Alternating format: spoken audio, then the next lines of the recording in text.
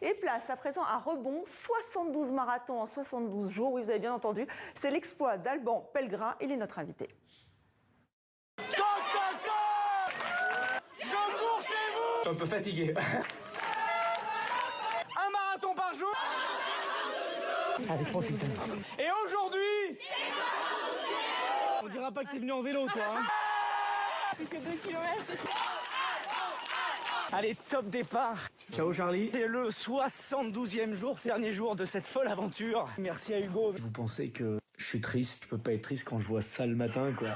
Merci aussi, mon cher Maki. On va porter le bleuet, effectivement. Voilà un exploit hors norme qu'on a pu suivre sur les réseaux sociaux. Bonjour. Bonjour. Comment ça va? Parce que c'est physique quand même. C'est physique, ouais, je suis épuisé et en même temps, quelle aventure. Ah mais oui, une aventure humaine, sportive, que vous avez racontée,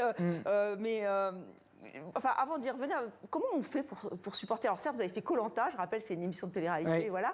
Mais votre corps, comment il a pu supporter tout ça? Oh bah je pense qu'au bout d'un moment, c'est plus les jambes qui avancent, c'est la tête et le cœur, parce qu'on a fait ça aussi pour une belle cause, parce que justement, c'était pas qu'un défi. Quand on dit un marathon par jour pendant 72 jours, ça semble être un défi, mais la beauté de cette aventure, c'est que le soir, je tapais à la porte des gens et que je demandais le logis et le couvert. Donc je pense que ce qui m'a nourri, c'est toutes les rencontres. Vous voyez, juste avant, toc, toc, toc. Ah bah exactement, juste avant, vous aviez un débat. Moi, pendant 72 jours, j'ai jamais débattu, j'ai fait qu'échanger avec les gens, et c'est ce qui fait que c'était assez incroyable à vivre. Oui, effectivement, vous êtes allé dans toute la France. Et alors, pourquoi 72 jours? Parce que j'ai relié en fait les 4 points cardinaux de la France. Donc je suis parti sur le point cardinal le plus au nord, Brédune, au-dessus de Dunkerque, pour aller au point cardinal le plus à l'ouest, Pointe de Corsen, Pyrénées-Orientales plus au sud et finir au-dessus de Strasbourg. Et si on divisait par 42, ça faisait à peu près 72, mais on en a fait 44 au final de moyenne. Oui, quand même, bravo. Moi, je suis vraiment extrêmement impressionnée. Et l'objectif, c'était c'était pour votre maman, qui est morte en 2023, et sensibiliser sur les maladies liées au souffle. C'est aussi la fondation, vous avez récolté des fonds pour cette Exactement, fondation. Oui.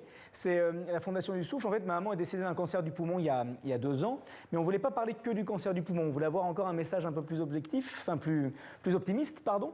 Et donc la fondation du souffle, ça parle du cancer du poumon, oui mais pas que.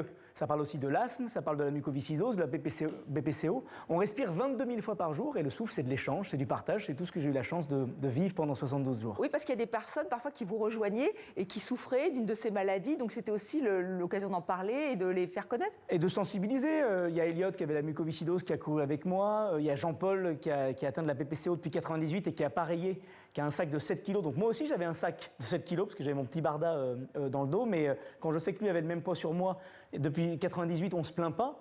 Et c'est vrai que c'est vrai quand on voit toutes ces images de ces gens, il y a eu un côté un peu Forrest Gump qui s'est créé ensuite après, hein, et c'était assez fort à vivre. Oui, c'est ça, le fameux cours Forrest court. Oui. C'est compliqué quand même de se faire accueillir par des Français, parce que bon, peut-être certains vous avez vu sur Koh-Lanta, sur cette émission, mais comment ça s'est passé? J'aime à préciser que sur les 72 familles d'accueil, parce que j'appelle ça mes familles d'accueil le soir, il n'y en a que 17 qui me connaissaient.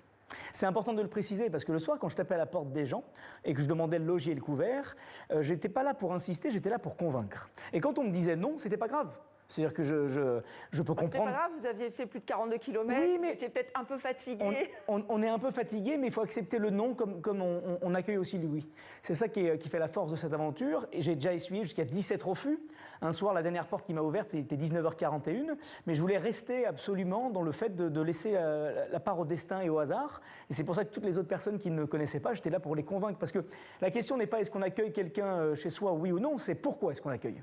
Et je racontais mon histoire, le pourquoi j'étais là, et surtout ce qui était fort, c'est que le soir on vivait une parenthèse de vie. J'aime à dire que j'ai rencontré la France de Jean-Pierre Pernaut. C'est-à-dire que socialement parlant, j'ai connu tous les milieux sociaux. Est-ce qu'elle vous a rassuré, elle vous a surpris?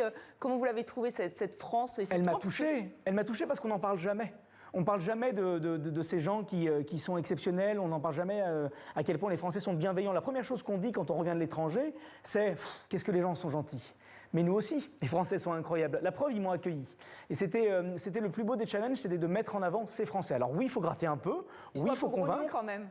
Ils sont pas grognons, ils sont incroyables. Croyez-moi, j'ai eu la chance de dormir au Mont-Saint-Michel, dans une crêperie, dans un haras. J'ai dormi dans un domaine viticole. J'ai dormi à Trouville. J'ai dormi dans des endroits avec des Français. Le couple le plus jeune qui m'a accueilli, ils avaient 26 et 27 ans. Et les plus âgés avaient 87 et 84 ans. D'accord. Voilà. Ah oui, donc- C'était exceptionnel. J'ai dîné le soir, que ce soit des pizzas ou des mets exceptionnels. Un brasero avec des franco-thaïlandais qui m'ont fait du porc laqué. Enfin, Parce c'était qu'on a besoin très de fort. manger, j'imagine, parce que votre corps, il a quand même subi quelque chose d'assez dur. Mon corps brûlait entre 5800 et 6000 calories par jour. Donc effectivement, il fallait que je mange beaucoup.